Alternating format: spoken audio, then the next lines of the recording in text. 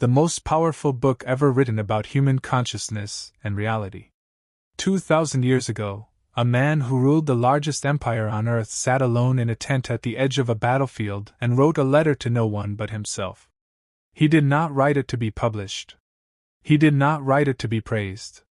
He wrote it because he was drowning, quietly, in the same thing every human being drowns in eventually, the terrifying realization that the world he saw was not the world that actually existed. What existed was something stranger. Something that lived behind his eyes, not in front of them. He was not describing the empire he commanded. He was describing the empire no one can command, the one inside his own skull. That private letter became one of the most read books in human history. And almost nobody understands what it is actually about. It is not about ruling. It is not about war. It is about the single strangest fact of existence, that you do not experience reality. You experience a reconstruction of it, built entirely inside your own mind, and most people go their whole lives never realizing they are living inside that reconstruction instead of the world itself. Sit with that for a moment, because it is not a metaphor. Close your eyes right now, if you can while listening, and notice that what you are experiencing is not light. It is not sound. It is not even really the world. It is an image your brain is constructing in total darkness, using electrical signals sent up your optic nerve, translated into shape and color and depth entirely inside the wet tissue behind your forehead. The room you are sitting in does not exist, out there, the way you think it does. What exists out there is a chaos of photons and air pressure waves with no color, no sound, and no meaning whatsoever. Color is not a property of light. Sound is not a property of air. They are inventions of your consciousness, generated the instant raw data hits your senses. You have never once, in your entire life, experienced the actual physical universe. You have only ever experienced your mind's private theater production of it. This is not philosophy for its own sake. This is the exact discovery that quietly destroyed and then rebuilt the mind of a Roman emperor, and it is the discovery hidden inside the most consequential book on consciousness ever written. Here is why this matters more than almost anything else you will learn this year. If everything you experience is a construction happening inside your own mind, then the emotional reality you live in every single day, your stress, your anger, your fear, your sense that life is unfair or overwhelming or against you, all of it is also a construction. Not fake. Not imaginary. But constructed. Which means it can be reconstructed. This is the single idea buried at the center of Stoic philosophy that modern psychology took nearly 2,000 years to rediscover and put into clinical language. It is not what happens to you that disturbs you. It is your judgment about what happens to you. Two men can lose their job on the same day. One collapses into despair for a year. The other treats it as the opening of a door he didn't know he needed opened. The event was identical. The constructed reality inside each mind was not. This is not motivational talk. This is a testable, observable fact about how consciousness actually operates, and once you see it, you cannot unsee it. Marcus Aurelius wrote something that modern neuroscience has spent the last 30 years proving in laboratories with brain scans and controlled experiments. He wrote it without a single instrument, without a single degree, using nothing but relentless private observation of his own mind during some of the most brutal years any ruler in history has faced: plague, war, betrayal, the death of children, the slow unraveling of an empire around him. And in the middle of all that collapse, he discovered something almost unbelievable. He discovered that the mind which perceives disaster and the mind which perceives opportunity are not looking at two different worlds. They are the same mind, applying two different interpretive filters to the identical set of facts. Reality itself, in the raw, is neutral. It is silent. It does not come pre-labeled as good or bad, fair or unfair, disaster or opportunity. Those labels are manufactured entirely by the consciousness observing the event, and because they are manufactured, they can be remanufactured, on purpose, by anyone willing to do the internal work required. This is the part almost nobody tells you, because it is uncomfortable. If your emotional reality is constructed rather than delivered to you directly by the outside world, then you are far more responsible for your own suffering than you have ever wanted to admit. Not responsible for the event. Not responsible for the tragedy, the loss, the injustice, the diagnosis, the betrayal. Those things are real, and they happen, and pretending otherwise is not stoicism, it is denial. But you are responsible for the meaning you assign to them, the story you build around them, the internal narration that either turns pain into identity or turns pain into information. Most people never make this distinction. They live their entire lives believing the world is doing something to them, when in fact their mind is doing something to the world, over and over, invisibly, every single day, from the moment they wake up to the moment they fall asleep. Consider how much of your suffering right now, not physical pain, but the deeper, heavier, more corrosive kind, is actually happening in the present moment, and how much of it is a mental replay of the past or a mental rehearsal of a future that has not happened yet. This was one of the emperor's most repeated private reminders to himself, written not to teach anyone else but because he needed to hear it. The present moment, examined honestly, is almost always survivable. It is the mind's habit of dragging yesterday's wound and tomorrow's fear into today that makes the present moment feel unbearable. Reality, in this exact second, is rarely as heavy as consciousness makes it feel. The weight is added afterward by thought, by memory, by anticipation, by the mind doing what minds do when left unsupervised, which is to generate story after story after story, almost none of which are currently true. Here is where this gets even stranger, and where the book about consciousness and reality goes somewhere most people never expect. If your perception of reality is built by your mind rather than delivered directly by the world, then the version of you doing the perceiving is also, in a very real sense, constructed.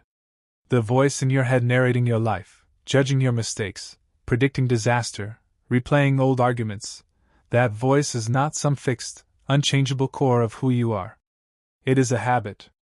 A pattern, trained over decades by repetition, by culture, by fear, by comfort, by everyone who ever spoke to you as a child and everyone you have ever compared yourself to since. It feels permanent because it is familiar, not because it is true. And the moment you understand that the narrating voice is a trained pattern rather than an unchangeable fact, you gain access to something almost no one believes they are allowed to have: the ability to retrain it. This is not a comfortable idea, and it should not be. Comfortable ideas rarely change anyone.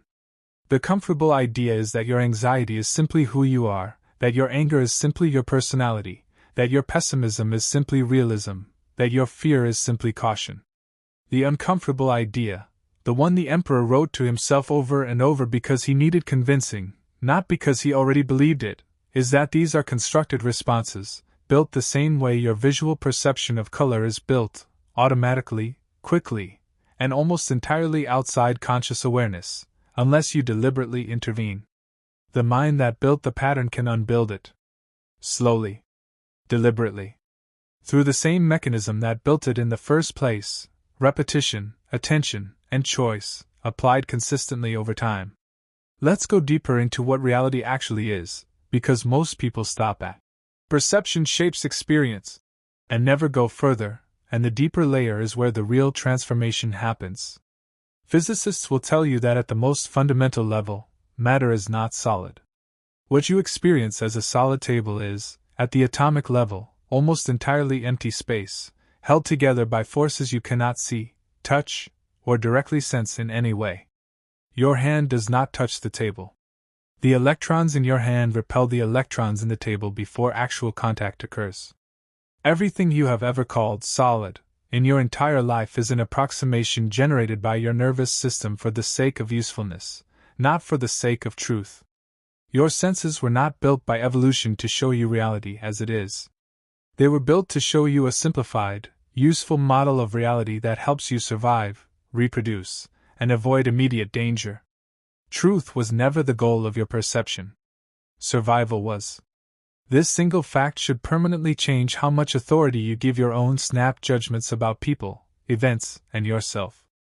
If your senses were built for survival rather than truth, then your instant emotional reactions, the flash of anger, the surge of fear, the immediate certainty that someone is against you or that a situation is hopeless, were also built for speed and survival, not for accuracy. This is precisely why the emperor's private notebook is filled, page after page, with reminders to pause before reacting, to examine the initial impression before accepting it as fact, to ask what is actually known versus what is simply assumed. He was not naturally calm. Nothing in his writing suggests a naturally peaceful temperament. What he had was a rigorous, repeated practice of catching his mind's automatic, survival-based reactions and questioning them before allowing them to become his entire experience of reality. This is the actual mechanism behind what people call inner peace, and it has almost nothing to do with the absence of difficulty. It has to do with the presence of a gap, a small, trained space between the moment something happens and the moment you decide what it means. Untrained minds have no gap. Something happens, and the reaction is instantaneous, automatic, and treated as objective fact rather than as one possible interpretation among many. Trained minds develop a pause, even if it is only half a second long, in which the question gets asked, is this actually as bad as it feels right now, or is this my nervous system's survival programming generating an interpretation faster than my reasoning mind can evaluate it? That half-second gap, practiced daily over years, is the entire difference between a life dominated by reactive suffering and a life governed by deliberate, chosen response.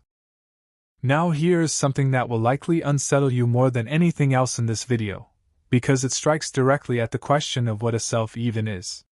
If perception is constructed, and emotional reaction is largely automatic survival programming, and even your sense of solid physical reality is a simplified model rather than the truth, then what exactly is doing the perceiving? What is the you behind all of this? The emperor asked this question relentlessly, and his answer, stripped of 2,000 years of translation and religious overlay, was startlingly simple. You are not your body, which is constantly changing, replacing its own cells, aging toward decay. You are not your thoughts, which arise and vanish on their own, often without your permission, frequently contradicting each other within the same hour. You are not your emotions, which shift with sleep, food, weather, and blood chemistry. What remains underneath all of that constant churn is something closer to attention itself, the awareness that watches the thoughts, feels the emotions, and inhabits the body, without being identical to any of them. This distinction is not abstract mysticism. It has an immediate, practical use in daily life. The moment you stop identifying completely with a passing thought, I am furious, becomes, I am noticing fury moving through me. You have created exactly the kind of gap described earlier. You have separated the observer from the observed. This is not about suppressing emotion or pretending not to feel it. Suppression is its own kind of self-deception, and the ancient Stoics were explicit that pretending not to feel something is neither honest nor healthy. The goal is not suppression. The goal is recognition, recognizing the emotion as a temporary event happening within a much larger, steadier awareness, rather than as the totality of who you are in that moment. A wave is not the ocean. A thought is not the mind. A feeling, however intense, is not your entire identity, no matter how convincingly it insists that it is. This reframing changes how you experience every difficult moment in life, because it removes the sense that you are being swept away with no ability to observe your own sweeping. Grief still comes. Anger still comes. Fear still comes. Nothing about this discovery removes the reality of human emotion, and anyone who tells you Stoicism is about eliminating feeling has fundamentally misunderstood the entire philosophy. What changes is your relationship to the emotion. You are no longer only the storm. You are also, simultaneously, the sky that the storm is passing through, vast, unmoved at its core, capable of holding turbulent weather without becoming identical to it. This is the actual, practical meaning behind the ancient instruction to observe your judgments before accepting them. It is not detachment from life.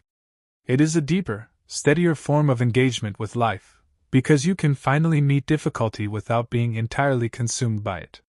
Let's return to the book itself, and to the man who wrote it, because his life gives this philosophy its full weight. He did not write these reminders from comfort. He wrote many of them during a plague that killed a significant portion of the population under his rule, a war that dragged on for years without clear victory, and repeated personal losses that would break most people entirely. He was not writing theory. He was writing survival instructions to himself, in the middle of active suffering, because the alternative, collapsing into despair while an empire depended on his judgment, was not available to him. This is precisely why the book has survived 2,000 years while countless other philosophical texts have faded into academic obscurity. It was never written as philosophy for philosophy's sake. It was written as emergency equipment for an overwhelmed human mind, and that is exactly what makes it useful to an overwhelmed human mind today, regardless of century, culture, or circumstance. What can you actually do with all of this? Not as abstract inspiration, but as something you can practice starting today.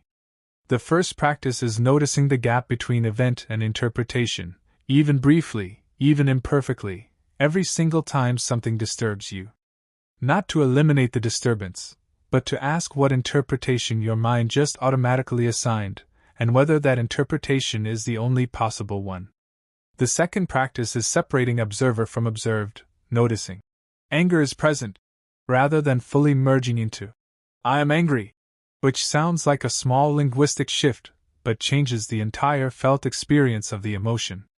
The third practice, the hardest and most transformative, is treating your own mind's habitual patterns as trainable rather than fixed, understanding that the anxious voice, the pessimistic voice, the self-critical voice, is a pattern built through repetition, and patterns built through repetition can be rebuilt the same way, slowly, through consistent, deliberate attention. None of this is quick. None of this is a single video away from completion. The emperor himself, by his own private admission, struggled with these exact practices his entire life, failing at them repeatedly, returning to his notebook again and again not because he had mastered the philosophy but because he kept needing to relearn it. This is perhaps the most reassuring part of the entire book. It was not written by someone who had achieved permanent peace and was reporting back from the mountaintop. It was written by someone in the middle of the climb, slipping constantly, using the act of writing itself as one of his primary tools for regaining footing. If the most powerful man in the ancient world needed to remind himself daily not to be consumed by his own mind's automatic reactions, then the fact that you struggle with the same thing is not a personal failure. It is simply the shared condition of being conscious at all. Here is the final piece, and it is the piece most people never reach, because most people stop consuming this kind of content the moment it stops feeling comfortable.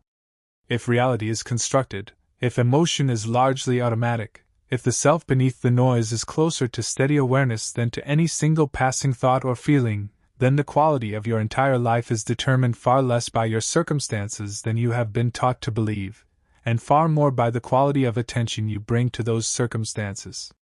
This is not a claim that circumstances do not matter. They matter enormously. Poverty is real. Illness is real. Loss is real. Injustice is real. Nothing here denies the weight of genuine hardship.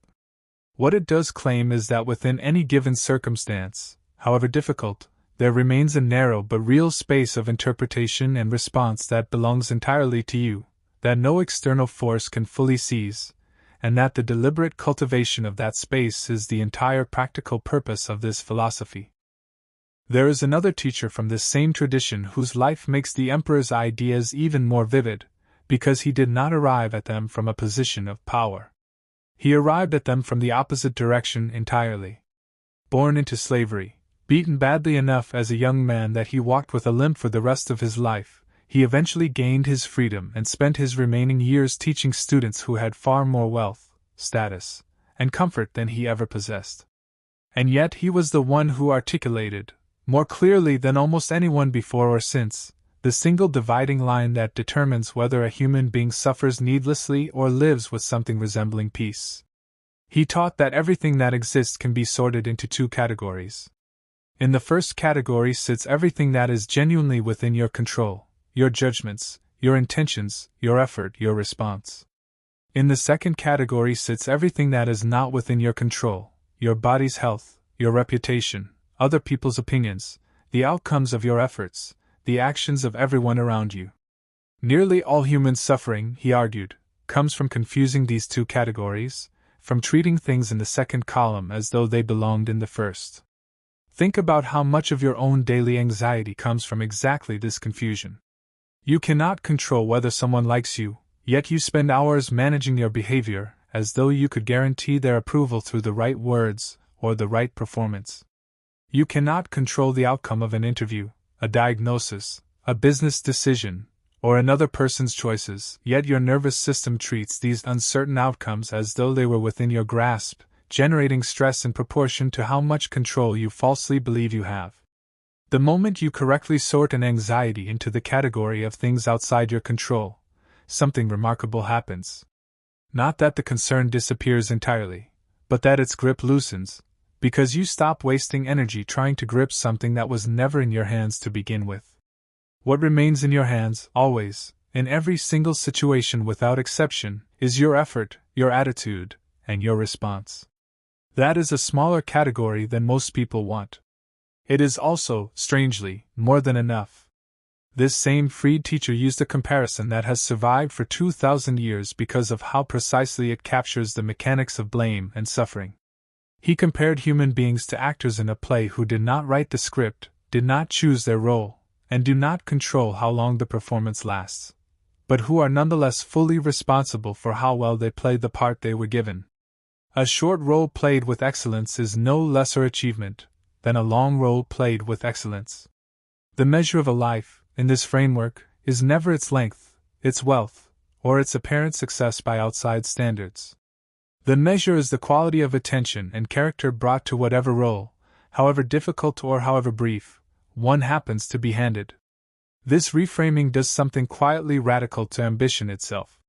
It shifts the target of a well-lived life away from outcomes you cannot fully control and toward character you can build regardless of circumstance. Another figure from this same tradition, a statesman and advisor who wrote extensively on how to face hardship and mortality without being crushed by either, focused heavily on a subject most people spend their entire lives avoiding: the shortness and unpredictability of a human lifespan. He observed something that sounds almost too simple to be profound, yet changes how a person spends their remaining years once it is truly absorbed. Most people, he noticed, act as though they possess an almost unlimited supply of time, spending years on distraction, resentment, and the pursuit of things that will not matter to them on their deathbed, while treating their actual attention and days as an inexhaustible resource. Then, usually only when illness or old age finally arrives, they discover all at once that time was never unlimited, and that most of it has already been spent on things that no longer seem to matter at all. His solution was not despair. It was a kind of daily gratitude sharpened by honesty. If you genuinely internalize that today could be your last, not as morbid obsession but as clear-eyed fact, your priorities reorganize themselves almost automatically. Petty arguments lose their appeal. Grudges become obviously not worth the energy required to maintain them. Time spent scrolling through other people's curated lives, comparing your unfinished story to their highlight reel, starts to feel like exactly what it is: a theft of the only truly non-renewable resource you possess. This is not a call to constant, anxious awareness of death. It is closer to a filter, applied occasionally and deliberately, that asks a simple question before committing your attention to anything: would this matter to me if I knew my time were genuinely limited? For nearly everything competing for your attention today, the honest answer is no. Now consider how dramatically the world these ancient teachers lived in differs from the one you live in, and how that difference makes their insights more urgent rather than less. They faced plague, war, and political instability, but they did not face an environment specifically engineered, by teams of the smartest engineers alive, to hijack their attention and manufacture artificial urgency every few seconds. Your mind today is not simply forming its own constructed reality through the ordinary mechanisms of perception and interpretation described earlier. It is being fed a constant stream of external content, curated by algorithms whose only measurable goal is to maximize the amount of time you spend looking at a screen, regardless of whether that time leaves you calmer or more anxious, more connected or more isolated, more grounded or more comparison-obsessed than before you open the app. This matters enormously for anyone trying to apply ancient wisdom to a modern life, because the raw material your mind is using to construct its version of reality has changed. If your perception of the world is built, as established earlier, from the inputs your senses receive, then a mind fed hours daily of outrage, comparison, and manufactured urgency will construct a version of reality that is far more threatening, far more competitive, and far more inadequate feeling than the actual conditions of your life justify. This is not weakness. It is a predictable, almost mechanical result of feeding a perception-generating system a steady diet of content specifically optimized to provoke strong emotional reactions, because strong emotional reactions are what keep people scrolling. Understanding this gives you something practical and immediate to do with everything discussed so far. If ancient philosophy teaches that reality is partly constructed by the mind, and modern technology is deliberately engineered to shape what raw material that construction is built from, then guarding your attention is not a minor lifestyle preference. It is close to the central discipline of the entire philosophy, translated into a modern context the ancient writers could never have anticipated but would almost certainly have recognized instantly. Every additional minute spent consuming content engineered to provoke comparison, outrage, or manufactured urgency is a minute spent handing over the raw material of your own constructed reality to people whose financial incentive has nothing to do with your peace of mind. Modern neuroscience offers something the ancient world lacked: direct evidence, gathered through brain imaging and controlled experiments, that the mind's habitual patterns are not fixed the way they feel. The nervous system remains capable of forming new neural pathways throughout the entire human lifespan, a property researchers call neuroplasticity. What this means in plain language is that the anxious, self-critical, or catastrophizing pattern that currently narrates your inner life was built through repetition, and repetition of a different, more deliberately chosen pattern can build something different in its place. This is not instant. Patterns reinforced over 20 or 30 years do not dissolve after a single week of effort. But the underlying mechanism is not mysterious or unavailable to you. It is the same mechanism, running in reverse, that built the pattern you are currently trying to change. This is precisely where a structured daily practice becomes indispensable, because insight alone rarely produces lasting change. Understanding that your perception is constructed will not, by itself, alter your automatic reactions tomorrow morning when something disturbs you. What changes automatic reactions is deliberate, repeated practice, performed consistently enough that new patterns eventually become as automatic as the old ones once were. This is why the emperor's private notebook was not a one-time document, but an ongoing daily habit, revisited and rewritten constantly across years. He was not recording finished wisdom.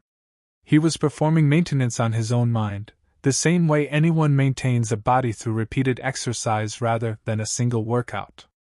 A simple version of this practice, adapted from what these ancient writers actually did, begins each morning with a brief, honest preview of the day ahead.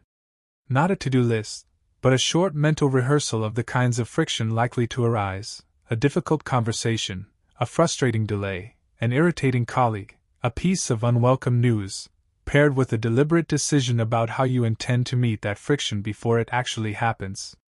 This single habit, performed in under 2 minutes, dramatically reduces the shock and automatic overreaction that occurs when difficulty arrives unexpectedly, because the mind has already rehearsed a calmer response in advance rather than being caught entirely off guard.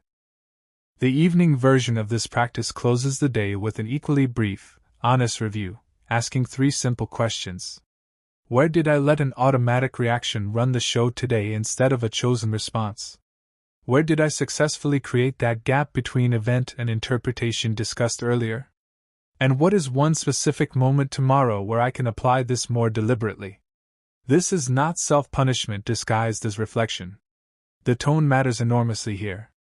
This review is conducted the way a coach reviews game footage, not the way a harsh critic tears apart a performance. The goal is accurate information for tomorrow's improvement, not shame about today's imperfection.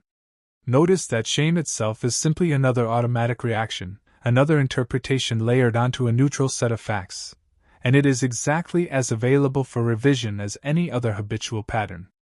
Over months of this kind of consistent practice, something genuinely does shift, and it is worth being honest about both what changes and what does not.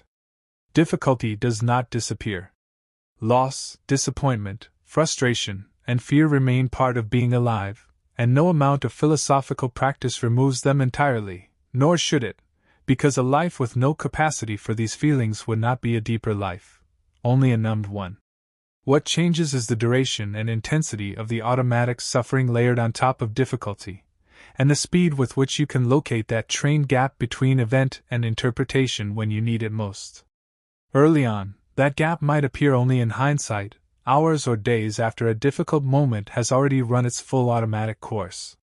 With enough consistent practice, the gap begins appearing earlier, sometimes in the very moment difficulty arrives, which is precisely where it is most useful. There is one more piece of this worth sitting with, because it addresses something almost everyone privately fears but rarely says out loud. If your sense of self is closer to steady awareness than to any single thought or emotion passing through it, as discussed earlier, then even the fear of death itself becomes available for the same kind of examination applied to every other automatic reaction. The ancient writers did not claim to have solved death or to feel no fear of it whatsoever. What they claimed, and what remains available to anyone willing to do the work, is that the fear of death, examined honestly rather than avoided entirely, tends to be less about the actual cessation of consciousness and far more about unfinished business, unexpressed love, unlived potential, and regret over time spent on things that did not matter. Which means the antidote to that fear was never found by avoiding the subject. It was found by living today in a way that leaves less unfinished business behind, which is a project available to you starting immediately, regardless of how much time you actually have remaining. Let's talk about anger specifically, because it is one of the clearest possible demonstrations of everything discussed so far, and because almost everyone watching this has a recent, vivid example sitting somewhere in memory. Anger feels, in the moment, like the only reasonable response to what just happened. It feels justified, automatic, almost involuntary, as though the offending event reached directly into your chest and produced the reaction without your consent. But examine the actual sequence honestly, slowed down. First, an event occurs, someone cuts you off in traffic, a colleague takes credit for your work, a family member says something dismissive. Second, and this happens so quickly it feels simultaneous with the first step, your mind generates an interpretation of that event, usually involving some version of the story that you have been wronged, disrespected, or treated unfairly. Third, and only third, the emotional reaction of anger arises, triggered not by the raw event itself but by the interpretation your mind attached to it a fraction of a second earlier. You can verify this sequence yourself by noticing how differently you react to the identical event depending entirely on the story attached to it. Someone bumps into you hard on a crowded street. If your mind's first interpretation is that they were being careless and rude, anger arrives almost instantly. If, a moment later, you notice they are visually impaired, or rushing toward an emergency, or simply did not see you because of some obstruction, the anger evaporates just as quickly as it arrived, despite the physical event itself never having changed at all. The bump was identical in both cases. What changed entirely was the interpretation, and the emotion followed the interpretation, not the event. This is not a minor psychological curiosity. It is the entire mechanism by which every automatic emotional reaction in your life is actually generated, and once you see it clearly in one case, you start noticing it everywhere. This does not mean anger is never appropriate, and the ancient writers were careful never to claim that all strong emotion is a mistake to be eliminated. Genuine injustice deserves a genuine response, and a person who feels nothing in the face of real cruelty has not achieved wisdom, but has achieved something closer to numbness. The distinction that matters is between anger as brief, useful information that something needs to change, and anger as a prolonged internal state that you continue feeding long after the initial event has passed, through repeated mental replay, through rehearsed arguments with someone who is not even present, through the slow, exhausting construction of an entire narrative of grievance built and rebuilt every time the memory resurfaces. The first kind of anger passes through you and does its job. The second kind of anger takes up permanent residence, and does nothing except cost you peace, sleep, and attention that could have gone toward literally anything else. The practical tool for the second kind of anger is the same gap discussed throughout this entire exploration. The moment you notice yourself replaying an old grievance for the 10th or 20th time, ask a simple, honest question: is this replay serving any current purpose, or is it simply a habitual loop my mind has fallen into because loops, once formed, tend to run automatically unless deliberately interrupted? Almost always, on honest inspection, the replay serves no current purpose whatsoever. The person is not present to hear your rehearsed argument. The event cannot be changed by additional mental repetition. What can be changed, immediately, is your decision to redirect attention elsewhere the moment you notice the loop beginning again. This will not work perfectly the first time, or the 10th time. It works the way any trained skill works, imperfectly at first, then gradually more reliably, through nothing more exotic than consistent, patient repetition. Now consider comparison, because it operates by an almost identical mechanism and causes at least as much unnecessary suffering as anger, particularly in a world saturated with curated images of other people's lives. You see someone else's success, their body, their relationship, their vacation, their apparent ease, and a familiar ache arises, some blend of inadequacy and quiet resentment. Examine this the same way you examined anger. The image itself, a photograph, a headline, an achievement mentioned in passing, is neutral raw data. The suffering arrives entirely through the interpretation layered on top of that data, an interpretation that almost always involves an invisible, deeply unfair comparison, their curated highlight reel measured against your full, ordinary, unedited daily experience, complete with all its boredom, doubt, and unglamorous effort that never makes it into anyone's photographs. The ancient writers had no social media, but they lived in dense cities filled with visible wealth, status, and success, and they faced the exact same psychological trap in a slightly different form. Their solution remains exactly as useful now as it was then, translated only slightly for a modern audience. Comparison is only ever comparison of externals, possessions, appearances, apparent circumstances, because those are the only things visible from the outside. What remains invisible, always, is the internal experience of the person you are comparing yourself to, their private doubts, their own comparisons to people they envy, their unseen struggles that never make it into any photograph or headline. Comparing your fully visible internal experience to someone else's carefully filtered external presentation is not simply unfair. It is a comparison between two entirely different categories of information, guaranteed to produce a distorted result every single time, regardless of who is doing the comparing. The antidote here is not to stop noticing what other people have. That would require either genuine indifference, which is rare and cannot be manufactured through willpower, or denial, which is simply another form of self-deception layered on top of an already distorted perception.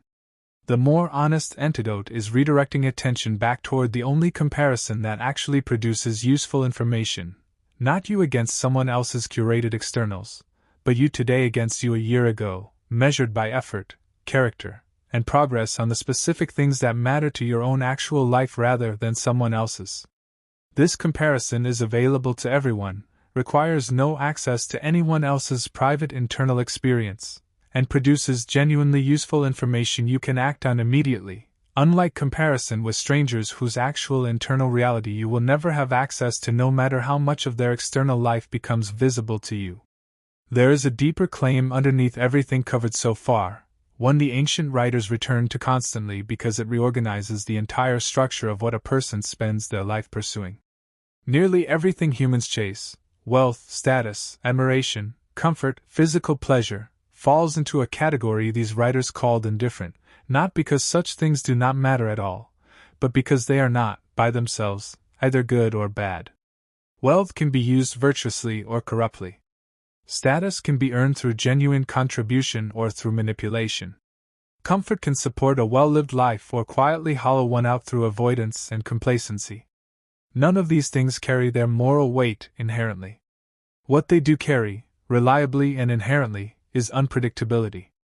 You can pursue wealth relentlessly and lose it overnight through circumstances entirely outside your control. You can build status carefully and watch it evaporate through no fault of your own. Placing your entire sense of a well-lived life on outcomes this unstable guarantees a life spent perpetually anxious, because the foundation itself was never stable to begin with. What these writers proposed instead was placing the foundation of a well-lived life on the one category of things that cannot be taken away by external circumstance: character, judgment, and the quality of your own choices. Wealth can be lost in a market crash.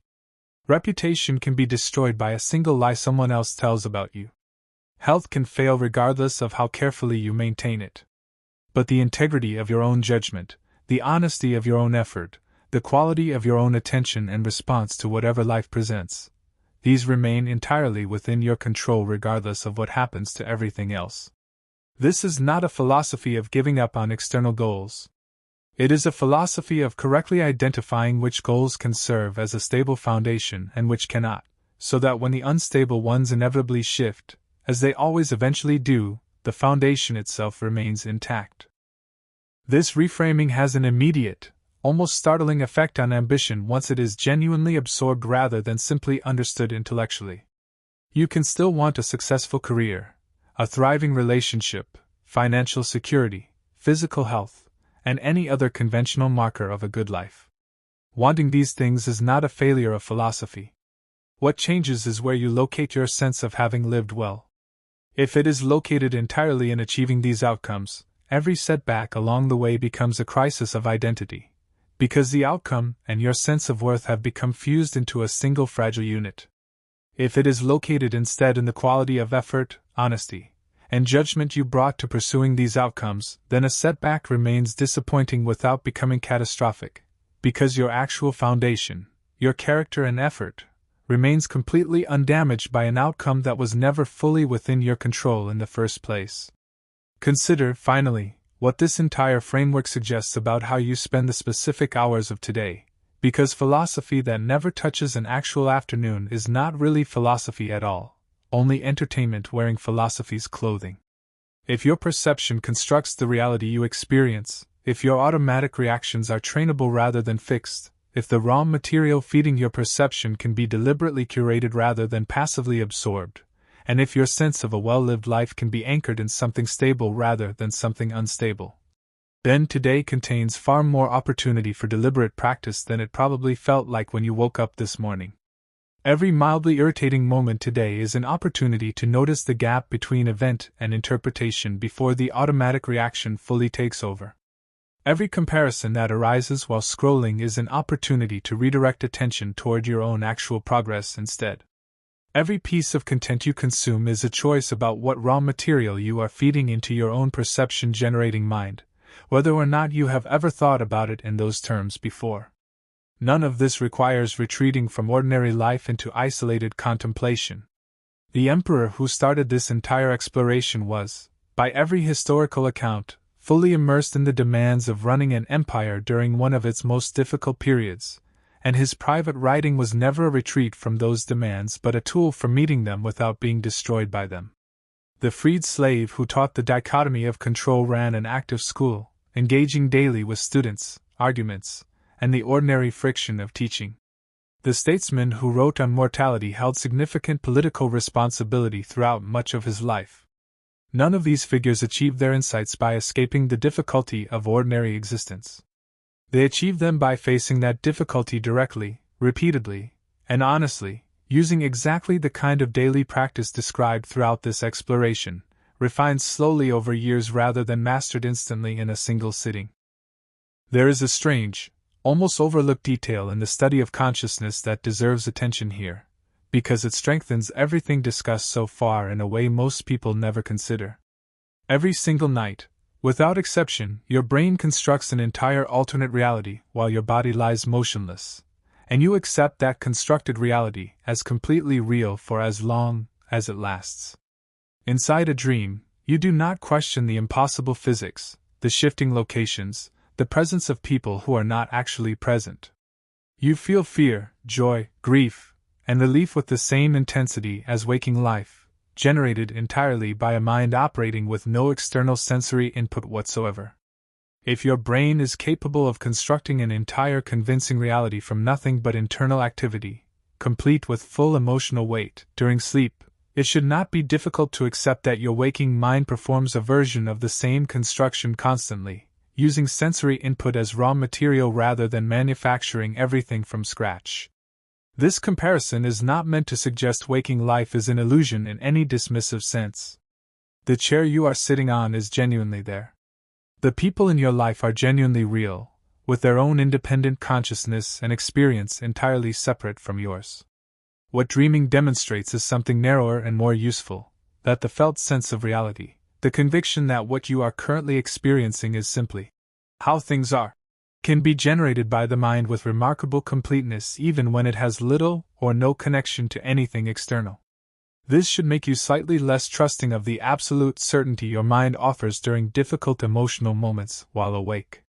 The same machinery that convinces you, mid-dream, that an impossible situation is completely real is the machinery generating your waking certainty that a difficult situation is exactly as catastrophic as it currently feels, and that machinery has already been demonstrated, every single night of your life, to be capable of manufacturing complete conviction without complete accuracy. Consider also how much of your daily suffering comes not from anything actually happening but from imagined scenarios about things that have not happened and quite possibly never will. A conversation you are dreading tomorrow gets rehearsed a dozen times today, each rehearsal generating real stress hormones, real muscle tension, real disruption to your mood, despite the conversation itself not having occurred yet and possibly never unfolding anything like the version your mind keeps rehearsing. This is worth taking seriously as a literal, physiological fact rather than a vague observation. Your nervous system does not fully distinguish between a vividly imagined threat and an actually present one.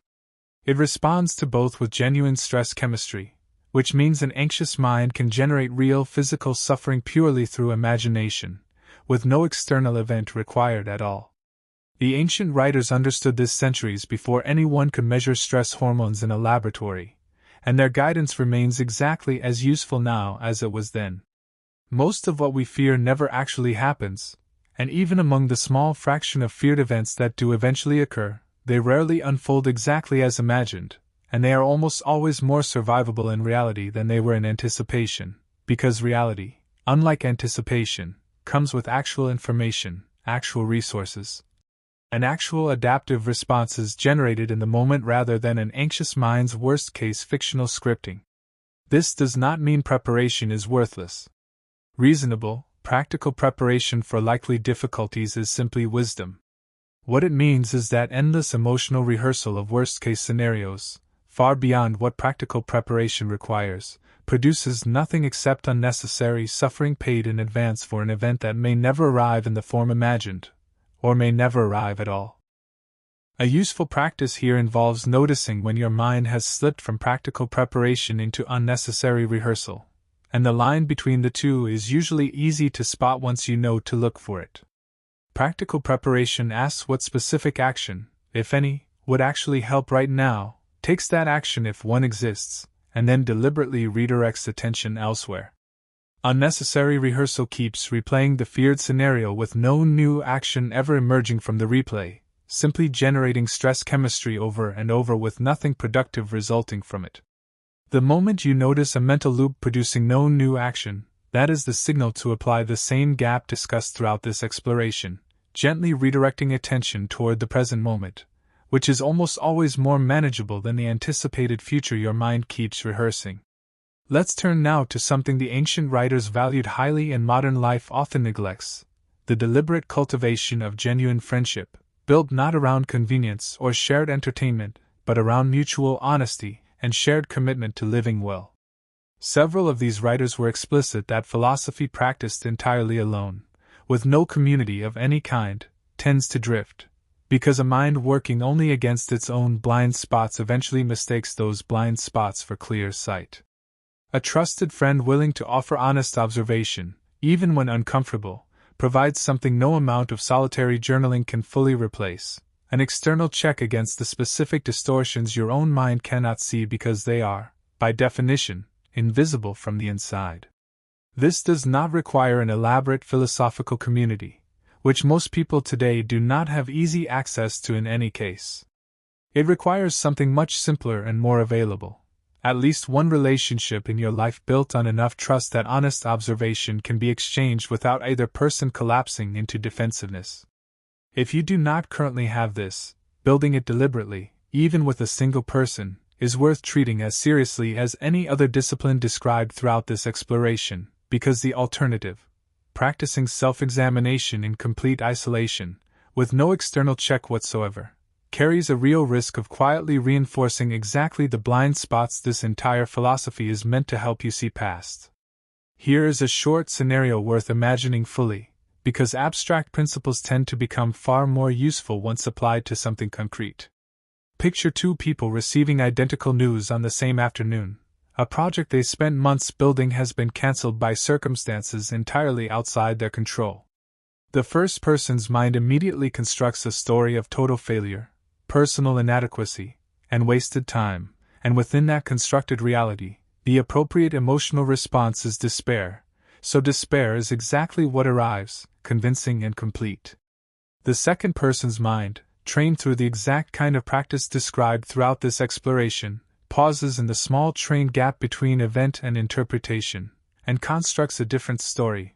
Months of skill built, genuine effort demonstrated, valuable information gained about what does and does not work, all of it transferable to whatever comes next.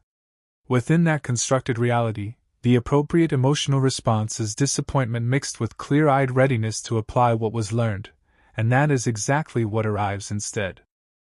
Neither person is lying to themselves. Neither person is pretending the cancellation did not happen or that it does not matter at all. The external event, the raw data, is identical for both. What differs entirely is the interpretation layered onto that raw data, and the emotional reality each person actually lives inside as a direct result. This is not a claim that positive thinking alone changes outcomes, and nothing in this entire exploration suggests reality bends to match whatever story you prefer. The cancelled project remains cancelled regardless of which story either person tells themselves about it. What changes is not the external outcome but the internal experience of living through that outcome, and given that you cannot control the outcome itself in either case, the only meaningful choice actually available to you is which of these two internal experiences you will construct and inhabit while facing it. This brings the entire exploration back to where it began, with a Roman emperor writing privately to himself, not because he had already mastered any of this, but because he needed daily practice reconstructing his own interpretation of events he could not control, in the middle of genuine hardship rather than comfortable theory.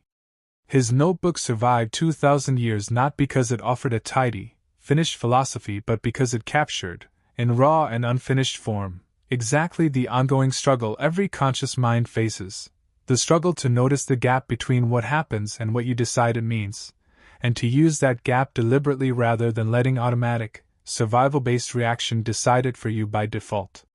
He failed at this constantly, by his own private admission, and returned to the practice anyway, which may be the single most useful thing his writing demonstrates. Mastery was never actually the point. Consistent, honest return to the practice was always the point, and it remains exactly as available to you today as it was to him 2,000 years ago, using nothing more exotic than attention, honesty, and the willingness to keep returning to the practice after every failure, for as many days as you have remaining. There is one final layer to this exploration of consciousness and reality, and it is perhaps the most practical of all, because it does not require accepting any particular metaphysical claim about the ultimate nature of the universe. It only requires accepting something you can verify directly through your own daily experience, that whatever you place your attention on repeatedly becomes, for all practical purposes, your reality, regardless of everything else happening around you that you are not attending to. Two people can sit in the exact same room, exposed to the exact same set of available details, and walk away having lived in two entirely different experiences, simply because one attended to the discomfort, the flaws, and the irritations present, while the other attended to the warmth, the humor, and the small unnoticed kindnesses present in the same room at the same time. Neither person is wrong about what they noticed. Both sets of details were genuinely present. But attention is selective by necessity, because no mind can process every available detail at once, and whatever gets selected becomes the version of the room each person actually lived inside. This is not a claim that ignoring real problems produces a better life. Attending selectively to the positive, while genuinely dangerous or harmful conditions are present, is not wisdom, it is denial, and denial tends to produce worse outcomes over time, not better ones, because problems left unattended rarely resolve themselves. The distinction that matters is between honest attention, which notices genuine difficulty and genuine good in appropriate proportion to what is actually present, and habitual attention, which has simply been trained over years to notice threat, flaw, and irritation far out of proportion to how much of your actual daily experience these things represent, purely because that is the pattern that got reinforced through repetition. Whether by temperament, upbringing, culture, or the accumulated effect of consuming content engineered to provoke exactly this kind of hyper-vigilant attention. Retraining habitual attention is not the same as forcing false positivity onto a difficult situation, and forcing false positivity tends to produce worse psychological outcomes than honest acknowledgement of difficulty, because it requires suppressing genuine information about your circumstances rather than processing it. What retraining habitual attention actually looks like, in practice, is far more modest and far more sustainable. It looks like deliberately noticing, at the end of each day, several genuinely true details that habitual attention would have otherwise skipped past entirely, a moment of unexpected ease, a small act of competence you performed without noticing at the time, a passing interaction that carried more warmth than you registered while it was happening. None of this requires inventing anything. It requires nothing more than directing attention toward details that were genuinely present but that habitual, threat-focused attention simply filtered out by default. Practiced consistently over weeks and months, this single habit begins to measurably shift what your mind notices without any deliberate effort, the same way any skill practiced repeatedly eventually becomes automatic. This is not because reality itself has changed. The room still contains the same details it always contained. What has changed is which of those details your trained attention now surfaces first, by default, without requiring conscious effort to locate them. Given that your actual felt experience of any moment is built largely from whatever your attention surfaces, retraining attention is, in a very direct and practical sense, retraining the actual reality you experience, using nothing more exotic than consistent, deliberate practice applied to a mental habit that was itself built through nothing more exotic than years of unconscious repetition. Gratitude, understood this way, stops being a vague, somewhat saccharine suggestion and becomes something closer to a precise technical instruction for retraining a specific cognitive habit. The ancient writers did not recommend gratitude because they believed everything happening was actually good, and several of them faced circumstances by any honest measure genuinely difficult, involving real loss, real danger, and real hardship.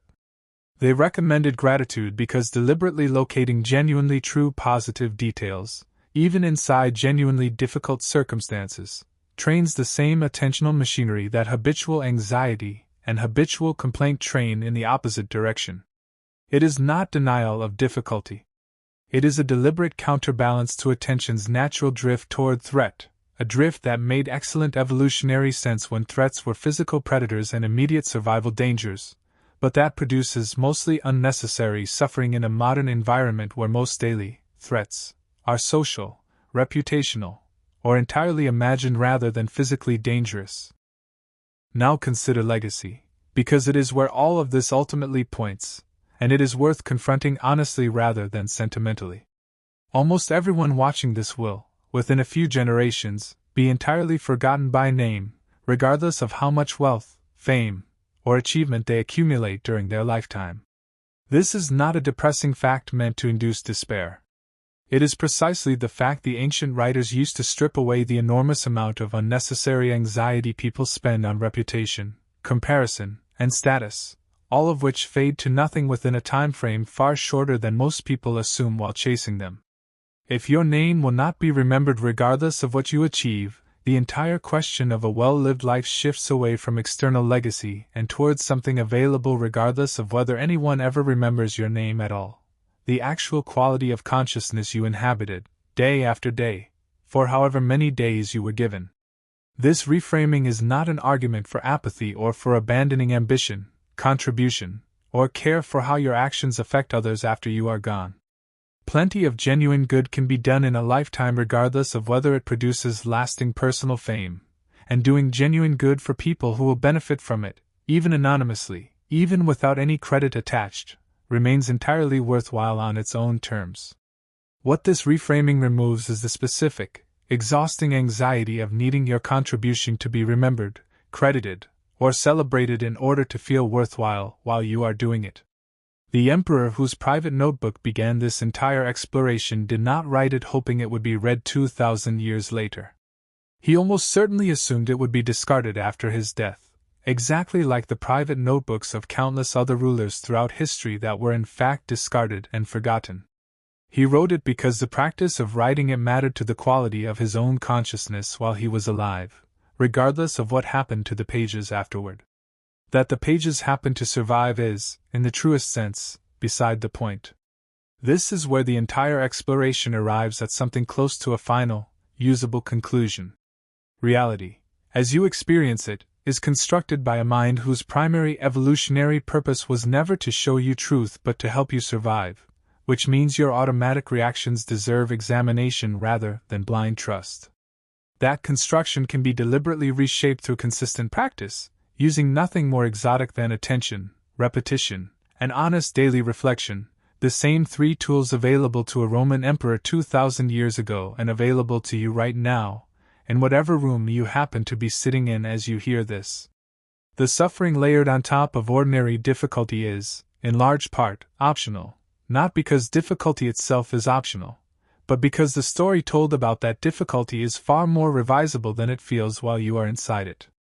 And the measure of a life well lived was never actually about outcomes you cannot fully control, but about the quality of judgment, attention, and character you bring to whatever outcomes you are handed, for however many days you happen to be given.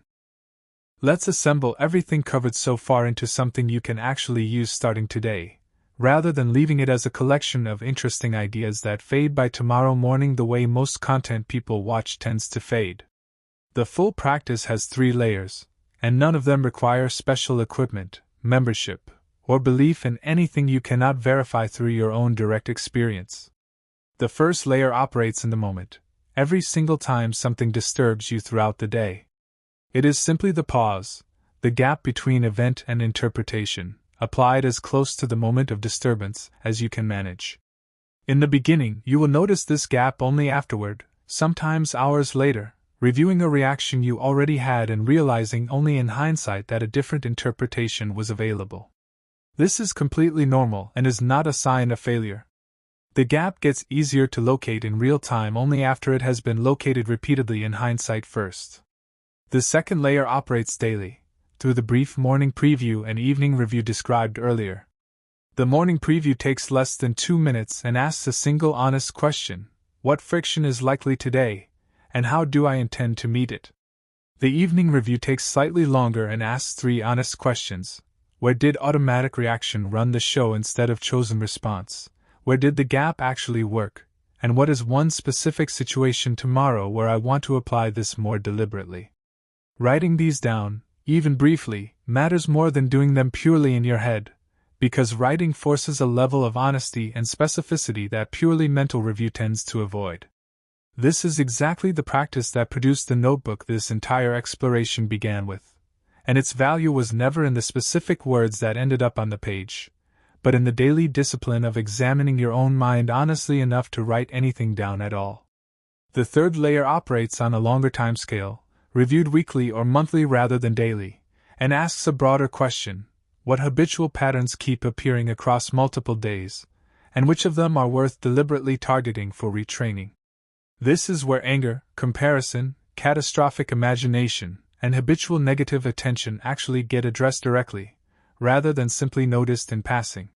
If your daily reviews keep surfacing the same pattern, perhaps comparison triggered by a specific app, perhaps anger triggered by a specific relationship, perhaps anxious rehearsal triggered by a specific recurring situation, the longer timescale review is where you decide on a specific, concrete change, a boundary, a reduced exposure, a specific phrase you will use to interrupt the pattern the next time it begins. This layer turns scattered daily insight into an actual, evolving strategy for retraining your own mind over months rather than days. It is worth addressing, honestly, why this kind of practice sometimes fails to stick, because pretending it works perfectly for everyone who tries it would be dishonest and would set you up for exactly the kind of harsh self-judgment this entire philosophy is meant to help you avoid. The most common reason this practice fails is simply inconsistency, not because the person lacks willpower in some permanent, characterological sense, but because the daily habit was never anchored to an existing routine, and stand-alone habits without an anchor tend to quietly disappear within a few weeks for almost everyone, regardless of how motivated they felt at the start. The fix here is mundane but effective. Attach the morning preview to something you already do without fail, like making coffee or brushing your teeth, and attach the evening review to something equally automatic, like getting into bed. The habit survives not through willpower but through structure, the same way nearly every successful habit anyone has ever built actually survives.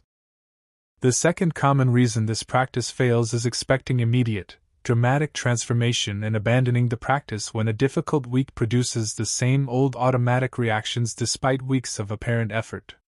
This expectation misunderstands what is actually being trained. You are not attempting to eliminate automatic reaction, which is a permanent feature of having a nervous system built by evolution for survival rather than for calm.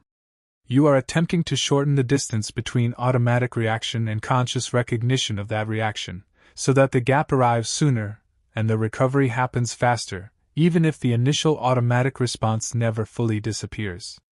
Judging the practice by whether automatic reactions still occur at all is judging it by a standard the ancient writers themselves never claimed to meet. Judging it by whether recovery happens faster and self-judgment afterward is gentler than it used to be is a far more accurate and far more encouraging measure of actual progress. It is also worth directly addressing a common objection to everything covered in this exploration, because taking objections seriously produces a more honest and more useful understanding than simply presenting one side of an argument. A frequent criticism of this entire philosophical tradition is that it can be misused to excuse passivity in the face of genuine injustice, encouraging people to accept harmful circumstances that should instead be actively resisted or changed. This criticism carries real weight and deserves a direct answer rather than dismissal. Nothing in this philosophy, understood accurately rather than through a shallow or convenient misreading, suggests that action to change genuinely changeable circumstances is somehow beneath a wise person. The entire framework begins by distinguishing what is within your control from what is not, and taking deliberate, effective action on matters within your control is not a violation of this philosophy but its direct application. What this philosophy actually counsels against is not action, but the specific, additional suffering of raging against outcomes that have already occurred and cannot be undone, or against other people's choices that you cannot force to be different, while still taking every available action on the parts of the situation genuinely within your reach. A second common criticism holds that constantly examining your own reactions and interpretations can tip into excessive self-monitoring, producing a kind of anxious hypervigilance about your own mind rather than the intended calm. This is also a fair concern, and the antidote is found in the tone described earlier for the evening review, the coach reviewing game footage, not the harsh critic tearing apart a performance. Self-examination conducted with genuine warmth toward yourself produces exactly the gradual loosening of automatic suffering described throughout this exploration. Self-examination conducted with harsh, perfectionistic judgment simply replaces one form of automatic suffering with another, dressed up in philosophical language, but functioning identically to the self-criticism it was meant to help you escape. If you notice the practice itself starting to feel like another source of anxiety and self-judgment rather than relief, that is a signal to soften the tone, not a signal that the underlying practice has failed. There is a final, quieter point worth making before closing, because it addresses something almost nobody says directly, and it deserves to be said honestly rather than left as an unspoken assumption. None of what has been covered in this exploration promises a life free of grief, fear, disappointment, or loss, and any teacher or piece of content promising exactly that is offering something false, however comforting it might sound in the moment. What this exploration actually offers is more modest, and precisely because it is more modest, it is also far more achievable and far more honest. It offers a way of meeting genuine difficulty with slightly more steadiness, slightly less unnecessary suffering layered on top of the necessary kind, and a slightly faster return to clarity after being knocked off balance, practiced consistently over months and years rather than achieved instantly through a single insight or a single video. That is a smaller promise than most self-improvement content makes. It also happens to be one that 2,000 years of use, by people facing plague, war, slavery, exile, and every other form of genuine hardship, has actually managed to keep. One last thread deserves attention before pulling everything together, because it touches on identity itself, and identity is where most people feel the most resistance to change, even change they genuinely want. Somewhere along the way, most people quietly accept a fixed story about who they are, anxious, impatient, thin-skinned, pessimistic, whatever the specific label happens to be, and treat that story as a fact about their nature rather than a description of a pattern built through years of repetition, environment, and circumstance. This fixed story feels protective in a strange way, because it lowers expectations and removes the discomfort of trying to change something that feels permanent anyway. But it is worth asking, honestly, where this story actually came from, and whether it was ever chosen deliberately or simply absorbed passively from years of repeated experience, other people's labels, and the mind's own tendency to treat whatever is familiar as though it were unchangeable. Consider how much of what you currently call your personality was actually built through active choice, and how much was built simply through repetition of an early pattern that was never examined closely enough to question. A child raised in an unpredictable or anxious household often develops a hypervigilant, worry temperament, not because worry is woven into their nature at birth, but because worry was, for years, a genuinely useful adaptation to a genuinely unpredictable environment. That same pattern, carried unexamined into adulthood, into an environment that may be far more stable and far less dangerous than the one that originally produced it, continues running exactly as it was trained to run, treating ordinary adult uncertainty with the same intensity once reserved for genuine childhood unpredictability. This is not a character flaw. It is an outdated adaptation, still running on the same wiring that built it years or decades earlier, in a context that no longer applies. Recognizing this does not instantly remove the pattern, and nothing about this recognition alone is a complete solution. But it does something quietly important. It separates the pattern from your sense of core identity, in exactly the same way separating the emotion from the observer created useful distance earlier in this exploration. The pattern becomes something you have, something built through specific circumstances at a specific time, rather than something you fundamentally are, permanently and unchangeably, for the rest of your life. This distinction matters enormously for the entire practice described throughout this exploration, because a pattern you have is something you can work on retraining through consistent effort, while a trait you supposedly are simply gets accepted, defended, and unconsciously reinforced every time it appears, since questioning something treated as core identity feels, at some deep level, like questioning your own right to exist as you are. This reframing extends to positive qualities as well, and it is worth applying in both directions rather than only toward things you want to change.